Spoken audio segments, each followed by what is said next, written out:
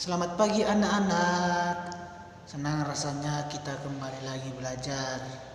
Oke anak-anak, mungkin anak-anak sudah menyelesaikan semuanya tugas-tugas yang Bapak berikan. Terima kasih. Dan nanti sore Bapak akan kirimkan hasilnya. Ditunggu ya adik-adik. Oke, sebelum kita mulai pembelajaran nih, alangkah baiknya kita berdoa dulu. Kita sama-sama berdoa yuk. Tuhan, terima kasih untuk penyertaan-Mu hari ini. Tuhan, terima kasih untuk Tuhan terus menjaga kesehatan kami setiap hari dan kami dalam keadaan sehat ya Tuhan. Tuhan, hari ini kami mau belajar kembali pendidikan agama Kristen ya Tuhan. Tolong kami, tuntun kami agar pembelajaran kami hari ini dapat kami pahami dan dapat kami mengerti dan kami dapat terapkan di kegiatan kami sehari-hari. Terpuji dan mulia nama-Mu sekarang sampai selama-lamanya. Amin. Oke anak-anak, nah hari ini kita akan memulai pembelajaran yang baru lagi nih. Anak-anak masih ingat gak pembelajaran kita minggu yang lalu? Ada gak yang mau cerita? Mungkin Bapak harap kita sama-sama masih mengingatnya. Oke, pembelajaran kita minggu yang lalu adalah ya namanya seorang anak Anton yang sekolah di SD Karina, dan dia ketika pulang dia melihat ada tiga orang. Yang pertama itu kakek-kakek yang sedang sakit di pinggir jalan. Lalu yang kedua itu nenek-nenek yang sedang menarik gerobaknya. Dan yang ketiga itu seorang anak perempuan yang mencari makanan di tong sampah. Mungkin banyak sekali niat adik-adik yang baik sekali untuk menolong ketiga orang ini. Nah, hari ini kita akan memasuki pembelajaran yang baru, yaitu tentang ibadah yang sejati. Nah, pastinya kalau adik-adik kalau diceritakan atau kalau dibilang ibadah, pasti adik-adik pasti berpikir itu tentang ke gereja. Nah, namanya ibadah pastinya ke gereja. Nah, hari ini kita akan membahas tentang ibadah yang sejati. Nah, Bapak pengen pastikan nih anak-anak semuanya sudah megang Alkitab nih. Sudah pada pegang nggak? Nah, Bapak tunggu ya. Bapak tunggu sebentar supaya anak-anak sekalian memegang Alkitab, supaya kita belajar dari Alkitab ini. Itu dia. Oke, mari anak-anak sekalian buka Alkitab kita dari Roma 12 ayat 1 sampai 2. Kita lihat dulu apa itu arti ibadah yang sejati. Ayo, udah dapat? Kalau udah dapat, katakan udah dapat. Gitu. Oke, kalau adik-adik nggak punya Alkitab nih, bisa nanti Bapak akan tunjukkan di video ini. Nah, di samping Bapak ini nih, di situ ada teksnya. Bisa adik-adik baca kalau adik-adik nggak punya Alkitab. Tapi kalau punya Alkitab, alangkah baiknya buka Alkitab supaya lebih benar. Oke, Bapak bacakan ya.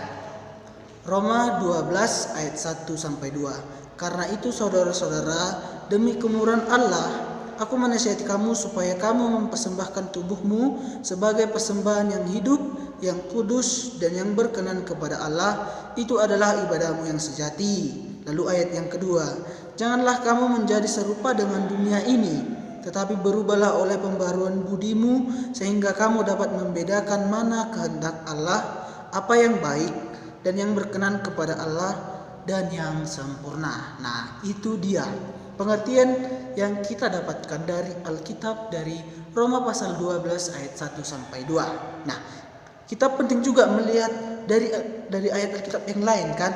Masa cuma satu? Supaya lebih kuat lagi kita penting melihat lagi ayat Alkitab yang lain. Ayo sama-sama kita buka lagi.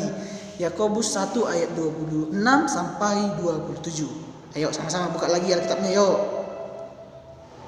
Biar lebih paham lagi.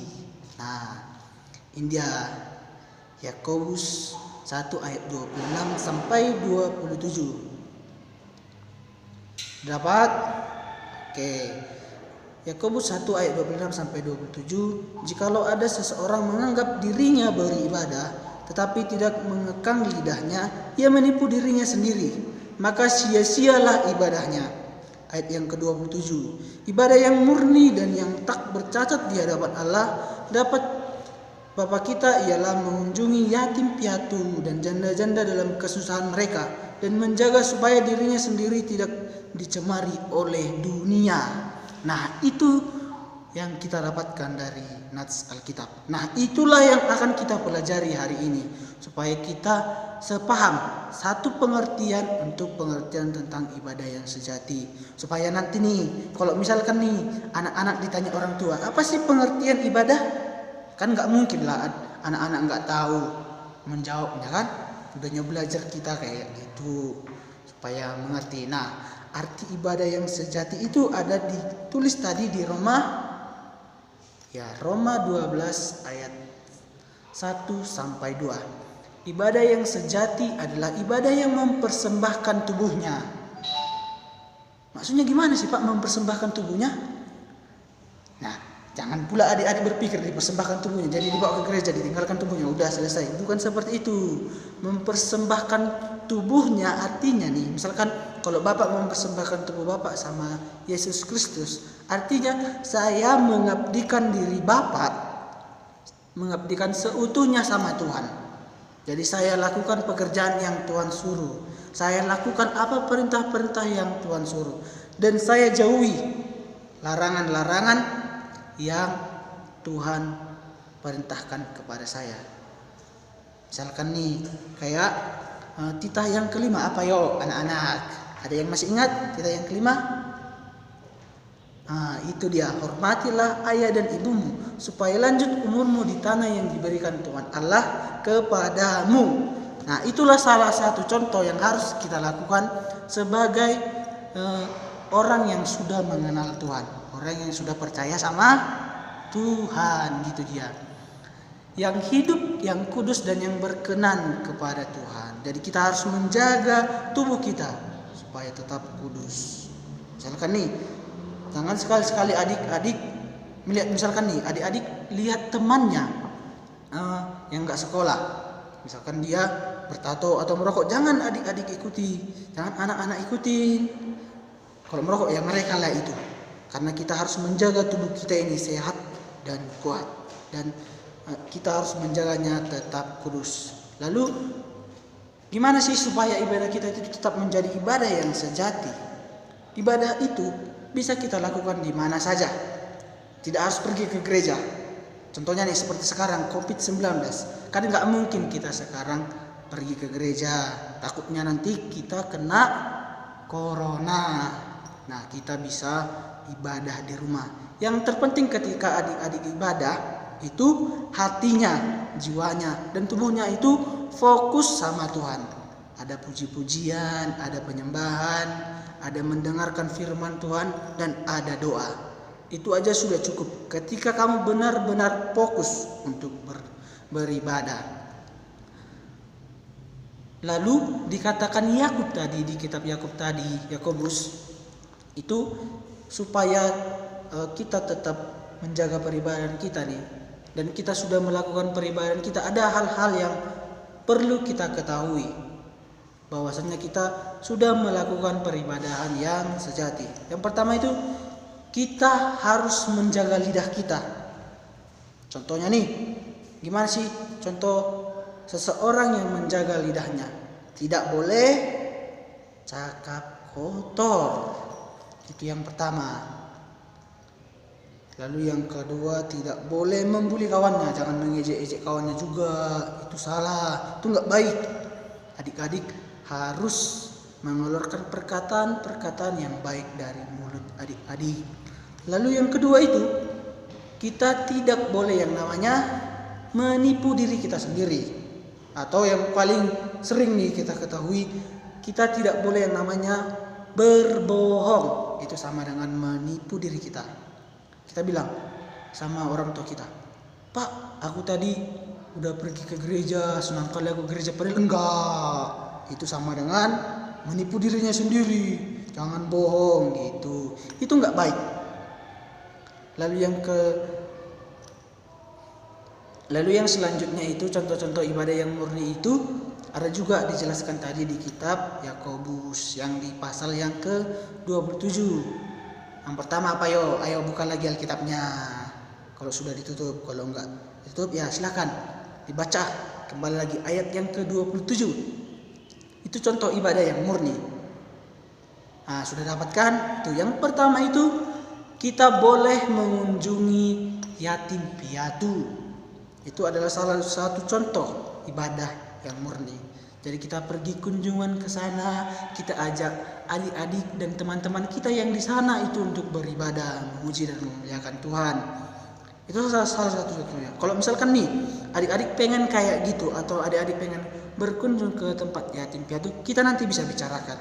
Kita bikin waktu kita untuk pergi kunjungan ke panti asuhan. Lalu yang kedua itu mengunjungi janda-janda. Nah ini mungkin untuk orang-orang tua lah, nanti kita kunjungin.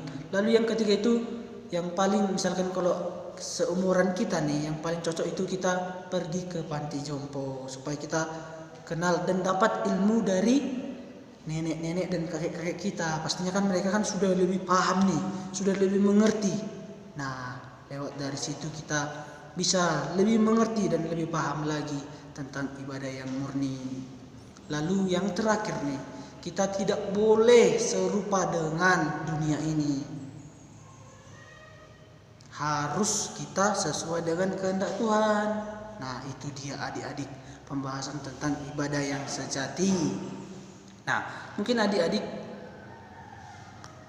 ada yang paham atau yang belum, bisa komentar nanti di bawah ya adik-adik. Misalkan adik-adik punya banyak pertanyaan untuk Bapak, silahkan nanti tanyakan dan Bapak akan berusaha menjawabnya semaksimal mungkin.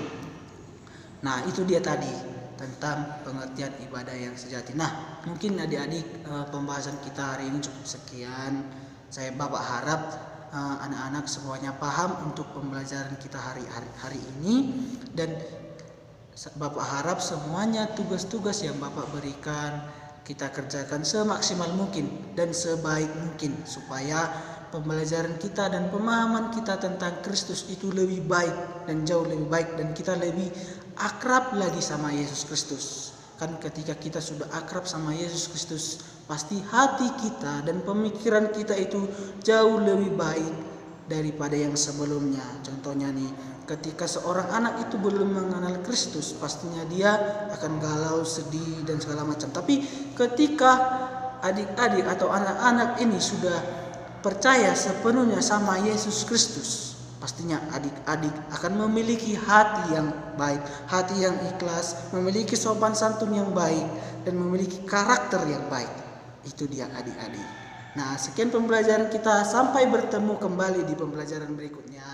Shalom, dadah.